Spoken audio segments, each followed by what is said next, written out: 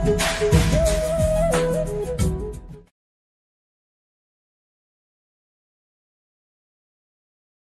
త్రయోదశి మనకి శని త్రయోదశి ప్రతి నెల వస్తుంది కాబట్టి శని త్రయోదశి అని అంటాం.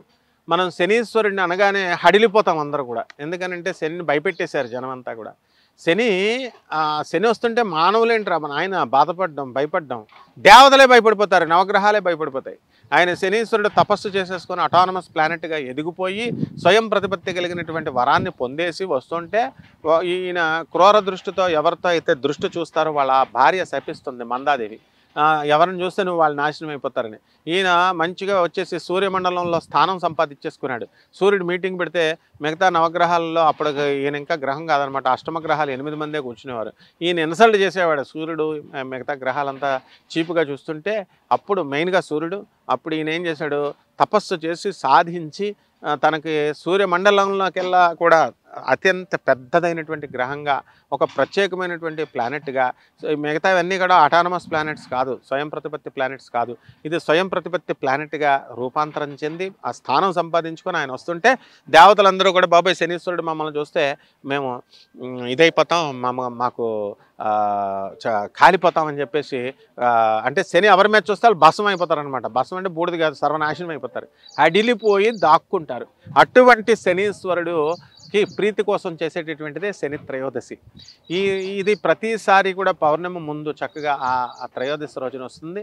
మరి అటువంటి ఆ యొక్క శని త్రయోదశి రోజున మనం కనుక శనీశ్వరుడికి తైలాభిషేకాన్ని, నువ్వుల నూనెని 9 సార్లు మనం లేదా 18 సార్లు మనం చుట్టూ శనీశ్వరుడి చుట్టూ తిరిగి ఓం శనేశ్వరాయ నమః అనేటటువంటి మహామంత్రంతో నీలాంజన సమాభాసం రవిపుత్రం యమాగ్రజం ఛాయామాతాండ సంభూతం తం శనేశ్వరం నమామ్యహం అని చెప్పేసి ఇలా శనీశ్వరుడి యొక్క శ్లోకాన్ని కానీ లేదా ఓం శనేశ్వరాయ నమః అనేటటువంటి మంత్రంతో మీరు ప్రదక్షిణాలు చేసుకొని ఆ ప్రదక్షిణాలు చేసిన తర్వాత ఆ నువ్వుల నూనెని కనుక శనీశ్వరుడి మీద వేసి శనీశ్వరుని జగద్గురువుగా భావించాలి. గురువుగా భావించినప్పుడే మీకు ఫలితాలు ఎక్కువ వస్తాయి. దేవుడిగా భావిస్తే మీకు ఏం ఫలితాలు రావు.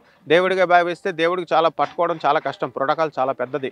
దత్తాత్రేయుని పట్టుకోలేం, శంకరాచార్యుని పట్టుకోలేం, జగద్గురువుల్ని కృష్ణుడిని పట్టుకోలేం, శనీశ్వరుని పట్టుకోలేం. అదే గురువుగా అయితే మన మాస్టర్, మనకు డౌట్స్ వస్తే మాస్టర్ నాకు ఈ డౌట్స్ ఉన్నాయంటే వెంటనే చెప్పాలి, చెప్పకపోతే అలా ఒక పాపం అంటుకుంటుంది. కాబట్టి స్కేల్ పట్టుకుని కూర్చుంటారు వాళ్ళు, పర్వాలేదు.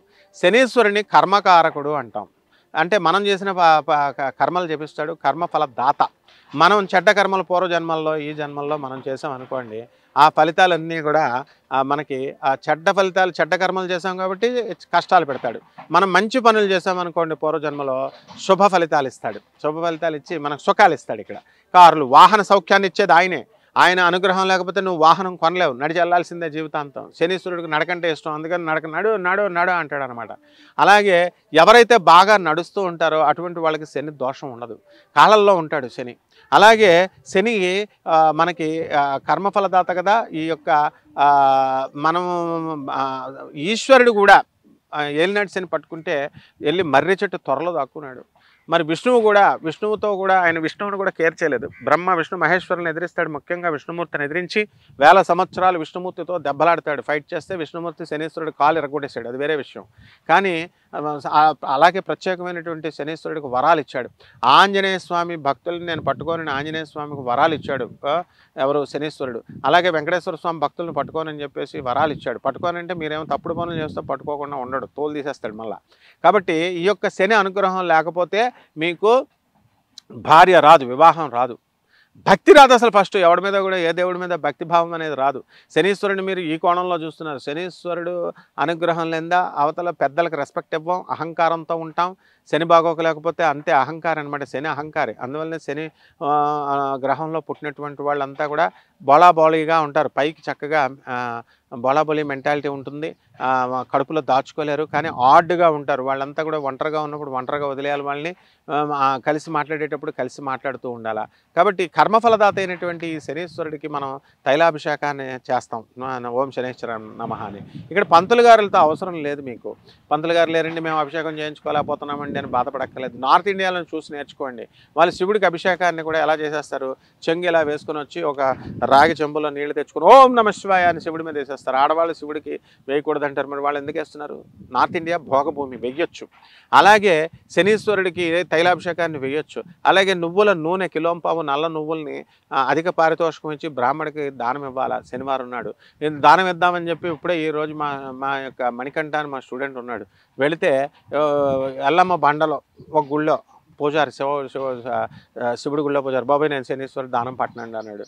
మరి పీజీఆర్ కాలనీలో ఎల్లమ్మ బండలో అడిగితే ఆ పంతులు మేము తీసుకోమండి అన్నాడు. మరి అక్కడ గ్రామదేవత గుడి ఉంటే అందులో పూజారి తీసుకున్నాడు. అంటే శని జపం, శని యొక్క దానాలను అందరూ పట్టరు, ఈ విషయం ముందు తెలుసుకోవాలా. అది దానాలు ఇచ్చినప్పుడు ఇలాగ చేతిలో వేసి ఇలా నీళ్లు దారపోస్తూ మీరు ఆయన మీద తీసుకోవాలన్నమాట. ఆయనకి దారపోస్తున్నట్టు ఉండాలా. మరి కొంతమంది పంతులు అలా చేయరు, కొంతమంది చేతులతో తీసుకోరు, కొంతమంది అక్కడ పెట్టేయమంటారు. తీరా దానం అంతా ఇచ్చిన తర్వాత మనకి ఏం చేస్తామండి, కాళ్ళు కడిగేసుకొని ఏదో శనీశ్వరుడు అంటరాని వెళ్ళగా ఆయన ముట్టుకోకుండా మీరు వెళ్ళి స్నానాలు చేసేయండి, ఇలాంటివి ఏవేవో బోధిస్తూ ఉంటారు. మనం జనం కూడా చేస్తూ ఉంటారు, ఇవన్నీ ఏమీ అవసరం లేదు. అలాగే మందపల్లి వెళ్తారు, స్వయంభూగా వెలిసినటువంటి శనీశ్వరుడికి తూర్పుగోదావరి జిల్లాలో ఉంది. అలాగే వికారాబాద్ జిల్లాలో మాందాపురం అని ఉంది. వికారాబాద్ వెళ్ళేటటువంటి దారిలో హైదరాబాద్ నుంచి శంకరపల్లి దాటిన తర్వాత అక్కడ కూడా మీకు శనీశ్వరుడు స్వయంభూ ఉంది. అలాగే గానగాపురంలో సాక్షాత్ జగద్గురువునైనటువంటి శనీశ్వర మహారాజ్ వెలిశారు, స్వయంభూగా వెలిశారు, అదే కల్లేశ్వరం. అక్కడ ఆ కల్లేశ్వరంలో కాకి వాహనంతో ఆ స్వామివారు వెలిశారన్నమాట స్వయంభూగా. అక్కడ కనుక ఎవరైతే శనీశ్వర స్వామివారి యొక్క దర్శనాన్ని చేసుకొని శనీశ్వర స్వామివారికి అభిషేకం చేసుకొని ఆయన శని చెప్పిన పద్ధతుల్లో మీరు నడుచుకుంటే మిమ్మల్ని కుబేరుడు చేయడం అనేది తథ్యం అనమాట. తులాలగ్నం వారికి పూర్ణశుభుడైనటువంటి శనీశ్వరుడు అపర కోటీశ్వరులను చేస్తాడు. తులాలగ్నంలో పుట్టినటువంటి డాక్టర్ నందమూరి తారక రామారావు గారిని ముఖ్యమంత్రిగా చేశాడు. అలాగే అపర కోటీశ్వరుడిగా చేశాడు. ఎంతో నేమ్ అండ్ ఫేమ్ని తెచ్చాడు.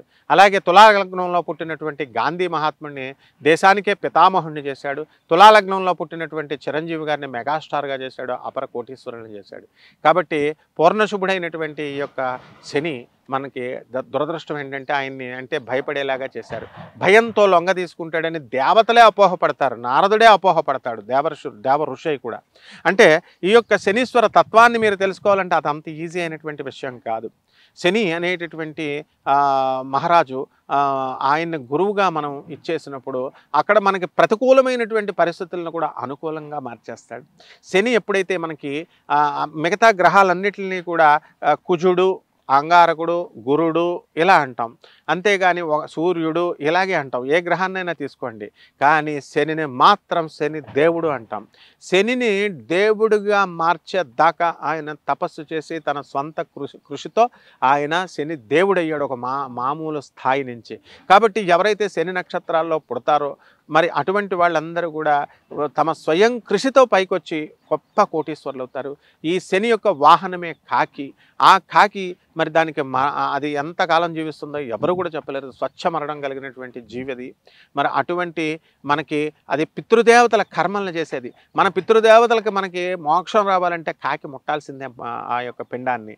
అంటే శనీశ్వరుడి యొక్క అనుగ్రహం లేదే మన యొక్క మన తాత ముత్తాతలకు కూడా వాళ్ళకి నరకలోకం నుంచి మోక్షం రాదు, ముక్తి రాదు. కాబట్టి మనకు ముందు మనకు రాదు అసలు. ఫస్ట్ శని లేనిదే, శని అనుగ్రహం లేనిదే మనకు అసలు కనీసము భక్తి చెయ్యాలి, పెద్దవాళ్ళని గౌరవించాలి, దేవుని భక్తి చేసుకోవాలా, దేవుని గౌరవించాలన్న జ్ఞానమే మనకు కలగదు.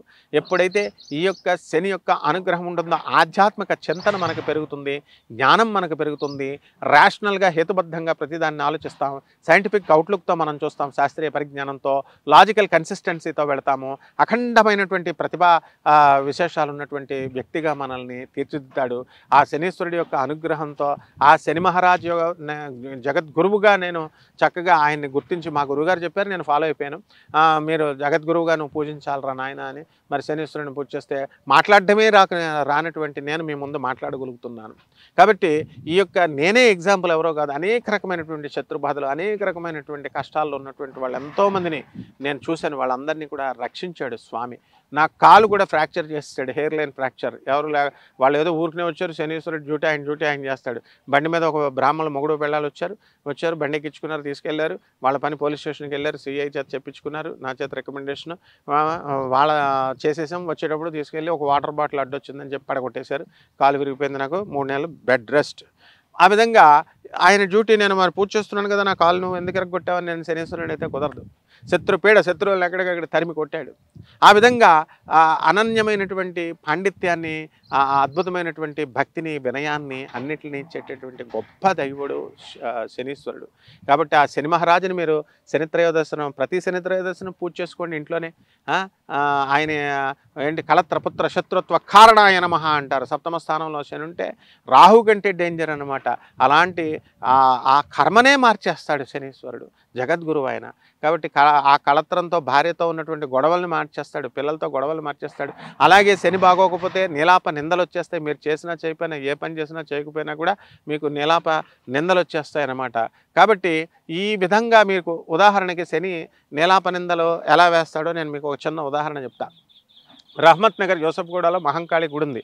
ఆ గుడిని మామూలుగా అక్కడ తెలంగాణ ఆంధ్ర ప్రజలు వాళ్ళు తెలంగాణ ఆంధ్రాకి సంబంధించిన ఒక ఆవిడ దొంగ పూనకాలు ఒక ఆవిడ ఉండేది. ఆవిడ పూనకాలు చేస్తుంటే తెలంగాణలో ఉన్న నలుగురు భక్తులు భ్రమరాంబ, రాజ్యలక్ష్మి అని చెప్పేసి రామాభాయ్ గారిని ఉంటారు ఆ వీధిలో, వాళ్ళ ఫ్యామిలీ మాత్రం వెళ్తూ ఉండేవారు. ఆ పక్కన ఉన్న సునీత అని ఆయన భాస్కర్ రావు గారిని ఒక మేస్త్రి గారు ఉండేవారు. వాళ్ళ అమ్మాయి నా స్టూడెంట్. ఆ అమ్మాయి ఉంది, గురువుగారు మీరు ఎంత చేసినా ఈ అమ్మవారి యొక్క లీలలను మార్చలేరండి అని ఉంది. అమ్మవారి గుడికి ఎక్కువ మంది రప్పించలేరంటే అలా రప్పిస్తాం మనం అని చెప్పేసి ఒక ఆర్టికల్ రాశాను నేను. భక్తి కుముదం అని ఒక పత్రిక వచ్చేది. తెలంగాణలో చాలా గుళ్ళు ఉన్నాయి.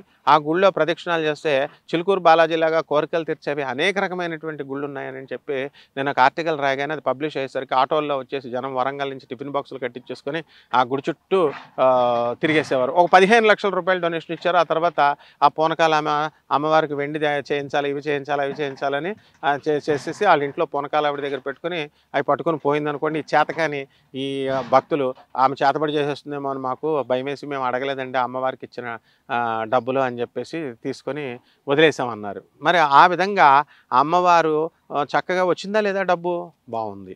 ఇప్పుడు చూడండి ఆవిడ లబ్ధి పొందింది. ఆ సునీత వల్ల మేము రాయడం వల్ల వచ్చింది, బాగానే ఉంది. ఇప్పుడు అక్కడే ఒక ఆవిడ ఉండేవారు అనమాట. అక్కడ అతను ఏం చేశారంటే ఒక చిన్న పిల్ల వచ్చేది. చిన్న పిల్ల వచ్చి అక్కడ ఆ యొక్క మహంకాళి గుడి దగ్గర కూర్చునేది. ఏమ్మా వాట్ ఈజ్ యువర్ నేమ్ అంటే పేరు చెప్పేది. ఏం చదువుతున్నావు అంటే పేరు చెప్పేది. ఈ క్లాస్ అని. ఎన్ని మార్కులు వచ్చినాయి నీకు, ఏంటి సబ్జెక్ట్ అని లెక్కలు చెప్పేవాడిని. బాగుంది. ఇంకొకసారి అలా 2-3 సార్లు కనబడింది. ఒకసారి ఏం జరిగిందంటే ఆ పిల్ల మరి ఆ అమ్మాయి వాళ్ళ అమ్మగారు జడేస్తున్నారు వాళ్ళ ఇంటి దగ్గర. జడేస్తున్నప్పుడు నేను ఇలాగా మా కెమెరామెన్కి నేను పరిచయం చేస్తే మామూలుగా మాట్లాడేవాడు కదా. మాట్లాడితే ఇతనికి అరే ఏలినట్స్ అనే ఉంది నీకు, జాగ్రత్త కెమెరామెన్ వెళ్ళి మాట్లాడినప్పుడు జాగ్రత్తగా ఉండాలా అన్నాను. సరే ఆ పిల్ల అక్కడ వాళ్ళ అమ్మ జడేస్తుంటే వీడు అక్కడ చూసి ఆ పిల్లకి హాయ్ అన్నాడు. హాయ్ అనేసరికి ఆ పిల్ల జడేసుకునే పిల్ల వీడు పలకరించేసరికి ఆ పిల్ల తుర్రుమని లోనకి పారిపోయింది. ఈవిడ ఒక్కతే ఉంది కదా వాళ్ళ అమ్మ. ఈ లోపల ఆమె భర్త వెనకాల వస్తున్నాడంటే ఈ కెమెరామెన్ వెనకాల ఏదో బైక్ మీద మామూలుగా యాదృచ్ఛికంగా జరిగింది సంఘటన. జరిగేసరికి వీడు చూసేసరికి ఏంటి నా పైకి చూశాడు, ఎవరికి హాయ్ చెప్తున్నాడంటే వీళ్ళ పెళ్ళానికి ఆవిడే ఉంది. అప్పుడు దాకా ఉన్న పిల్ల తుర్రుమని లోనకి పోయింది. తర్వాత నా పెళ్ళానికి చెప్తున్నాడని ఇన్నేం అడగలేదు అనుకోండి. వాళ్ళ ఆవిడ్ని లోపలికి వెళ్ళి వేధిస్తుంటే ఈ కెమెరామెన్ ఆ పక్కింట్లోనే ఆ ఓనర్ ఇంట్లోనే వెళ్ళి అక్కడ ఉండేసరికి వినబడుతుంటే ఇతన్నేం అడగలేదంట. అయినా ఈయన నాకు ఫోన్ చేసేస్తే నేను వెళ్ళాను. వెళ్ళి ఏం జరిగిందంటే ఇలా జరిగిందంటే అరే పిచ్చోడా ఇది ఎలినైట్ సీన్ జరుగుతుంది, ఇది ఎలినైట్ సీన్ లీల వల్ల మీ ఆవిడికి అదరా తెంగరోడా మీ అమ్మాయికి జడేస్తుంది, మీ అమ్మాయిని అడిగంటే అప్పుడు వాళ్ళ అమ్మాయిని అడిగితే అవును డాడీ అప్పుడే వెళ్ళిపోయానని చెప్పింది. ఈ విధంగా ఈ యొక్క శని, ఏలినాటి శని, అర్ధాష్టమ శని, అష్టమ శనిలు జరుగుతున్నప్పుడు నిందలు జరుగుతాయి. కాబట్టి అపనిందలు పడతాయి. మీరు చెయ్యని నిందలు మీ మీదకి వస్తాయి. మీరు దొంగతనం చేయండి, మీరు దొంగతనం చేశారని చెప్తారు. మీరు ఎవరినైనా సైట్ కొట్టకపోయినా మీరు సైట్ కొట్టారంటారు. కాబట్టి జాగ్రత్తగా ఉండాలి. పిల్లలు అందరూ పెద్దలు కూడా శనీశ్వరుని చక్కగా గురుమహారాజుగా జగద్గురువుగా శనీశ్వరుని అంగీకరించి మీ యొక్క ఆలోచన విధానాన్ని మార్చుకొని శని మీద భయం పోగొట్టుకొని ఈ శని త్రయోదశిని ఒక కృష్ణ జన్మాష్టమిలాగా ఒక చక్కగా ఒక శ్రీరామ నవమిలాగా జరుపుకోండి. అందరికీ శుభం కలుగుతుంది. శుభమస్తు.